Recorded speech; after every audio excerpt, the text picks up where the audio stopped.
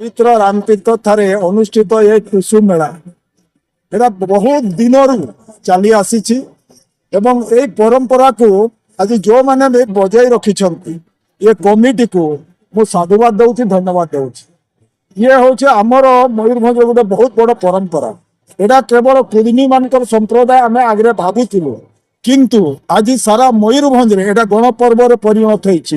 ନା ଚାହେ ଏଠି ହିନ୍ଦୁ ମୁସଲମାନ ଏଠି ଆମର ଖ୍ରୀଷ୍ଟିଆନ ଯେତେ ଆଦିବାସୀ ସମସ୍ତେ ଏଥିରେ ସହଯୋଗ ଆଉ ସମସ୍ତେ ଏଇ ଟୁସୁ ମେଳାକୁ ସମସ୍ତେ ଉପଭୋଗ କରୁଛନ୍ତି, ସମସ୍ତେ ଭଲ ପାଉଛନ୍ତି। ତ ଏଇ ଯୋଉ ପରମ୍ପରା ଆମର ଚାଲି ଆସିଛି ଏଟାକୁ ନିଶ୍ଚିତ ରୂପରେ ଆମର ଏଇ ସଂସ୍କୃତି ବଜାଇ ରହିଲେ ଆମର ଏଇ ଅଞ୍ଚଳର ଗୋଟେ ଗୌରବ, ଏ ଅଞ୍ଚଳ ସଂସ୍କୃତି ପରମ୍ପରା ବଞ୍ଚି ରହିବ। ଆମର ଏଇଟା ଅଛି ବୋଲିକରି ଆଜି ସମାଜ ଆମକୁ ଚିହ୍ନୁଛି।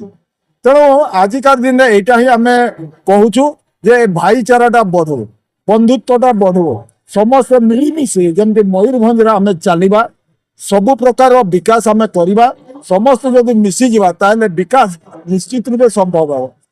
ସେଇଥିପାଇଁ ଏ ଅଞ୍ଚଳର ବିକାଶ ପାଇଁ ଆଜି ସାଂସଦ ହିସାବରେ ମୁଁ ମଧ୍ୟ ଘୋଷଣା କରିଛି ଏଥିରେ ଆମର ବହୁତ ମୌଳିକ ସମସ୍ୟା ଅଛି, ତାକୁ ସମାଧାନ କରିବା ପାଇଁ ମୋର ଲେଡ୍ର ବି ମୁଁ ଘୋଷଣା 10 ଲକ୍ଷ କରିସାରିଛି ଏବଂ ଆମର ମନ୍ତ୍ରୀ ଜଙ୍ଗଲ ପରିବେଶ ଜଳବାୟୁ ପରିବର୍ତ୍ତନ ମନ୍ତ୍ରୀ ମଧ୍ୟ ଘୋଷଣା କରିସାରିଛନ୍ତି।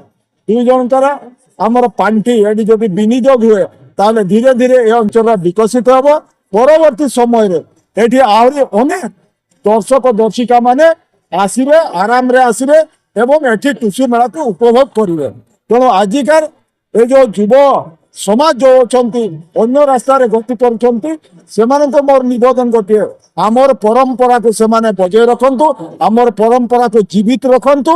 ଏଇଟା ସାରା ବିଶ୍ୱରେ ଯେମିତି ଆମର ଛଉ এটা সারা বিশ্বরে গ্রহণ করছেন ছৌ, সারা বিশ্ব সেমতি আমার টুসু মেলা भी অন্যান্য যাহা সংস্কৃতি পরম্পরা আছে সেটাকে আমি উপর লেভেলକୁ কেমতি পৌঁছাଇବା ସେଥିରେ ଯୁବ ସମାଜ ଚେଷ୍ଟା କରିବା ଉଚିତ।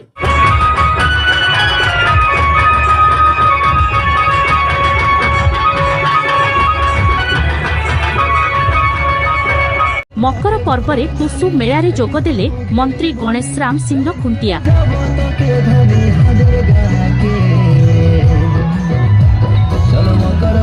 ଆଜି ପବିତ୍ର ମକର ସଂକ୍ରାନ୍ତି ଅବସରରେ ମୟୂରଭଞ୍ଜ ଜିଲ୍ଲାରେ ପାଳିତ ହେଉଥିବା କୁଡୁମି ସମ୍ପ୍ରଦାୟର ପ୍ରସିଦ୍ଧ ଟୁସୁ ମେଳା ଯଶୀପୁର ରାମତୀର୍ଥରେ ମହାଡମ୍ବରରେ ଅନୁଷ୍ଠିତ ହୋଇଛି। ଟୁସୁ ମୁନିଙ୍କ ସ୍ମୃତିରେ ଅବିବାହିତ ନାରୀମାନେ ପୂଜାର୍ଚ୍ଚନା ସହ ନଦୀରେ ବିସର୍ଜନ କରିଥିଲେ। ବିଭିନ୍ନ ସ୍ଥାନରୁ ଆସିଥିବା ଲୋକମାନେ ଝୁମର ନୃତ୍ୟ ଓ ସାଂସ୍କୃତିକ କାର୍ଯ୍ୟକ୍ରମରେ ମେଳାକୁ ଉତ୍ସବମୟ କରିଥିଲେ। ମେଳାରେ ଲକ୍ଷାଧିକ ଲୋକଙ୍କ ଭିଡ଼ ଦେଖିବାକୁ ମିଳିଥିଲା। ଏହି ଅବସରରେ ମୁଖ୍ୟ ଅତିଥି ଭାବେ ରାଜ୍ୟ ସରକାରଙ୍କ ଜଙ୍ଗଲ ପରିବେଶ ଓ ଜଳବାୟୁ ପରିବର୍ତ୍ତନ ମନ୍ତ୍ରୀ ଗଣେଶ ରାମସି ଖୁଣ୍ଟିଆ ଯୋଗ ଦେଇଥିବା ବେଳେ ମୟୂରଭଞ୍ଜ ସାଂସଦ ନବଚରଣ ମାଝୀ ମଧ୍ୟ ଉପସ୍ଥିତ ରହି ଲୋକ ସଂସ୍କୃତି ଓ ପରମ୍ପରା ସୁରକ୍ଷାରେ ଜୋର ଦେଇଥିଲେ।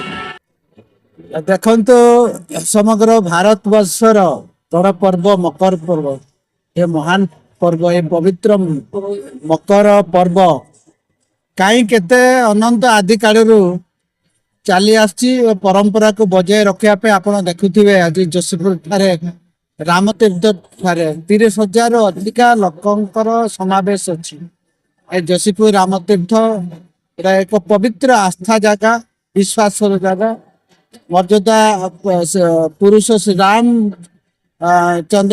ରାମଚନ୍ଦ୍ରଙ୍କର ଏ ଜାଗା ଅଛି।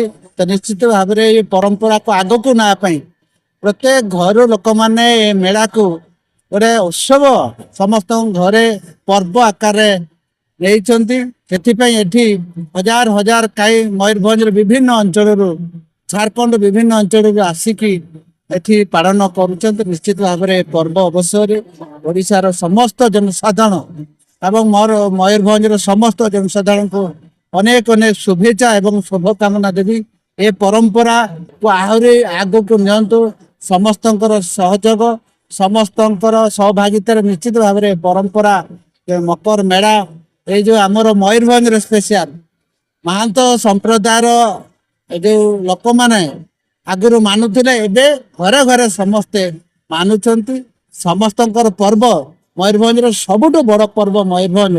ସେଇଦିନ ଆମର ସବୁ ପ୍ରକାର ମାନେ ନୂଆ ବସ୍ତ୍ର ପରିଧାନ ନୂଆ ନୂଆ ଜିନିଷ ଖାଇବା ଆଉ ଅନ୍ୟାନ୍ୟ ଜିନିଷ ଯୋଉ ଖାଦ୍ୟରେ ମଧ୍ୟ ଆମର ମାଛ ମାଂସଠୁ ଆରମ୍ଭ କରି ସଂକ୍ରାନ୍ତି ଥିଲେ ମଧ୍ୟ ସେଦିନ ମାଛ ମାଂସର ପ୍ରତ୍ୟେକ ଘରେ କରାଯାଏ। ତ ନିଶ୍ଚିତ ଭାବରେ ଏହି ଅବସରରେ ସମସ୍ତଙ୍କୁ ଶୁଭେଚ୍ଛା ଏବଂ ଶୁଭକାମନା ଦେବି।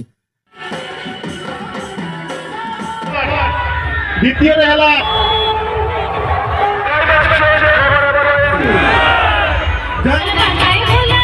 ମୟୂରଭଞ୍ଜ ଯଶୀପୁରରୁ ନିହାର ରଞ୍ଜନ ମହାନ୍ତଙ୍କ ରିପୋର୍ଟ STV ନ୍ୟୁଜ୍ ଓଡ଼ିଶା 24।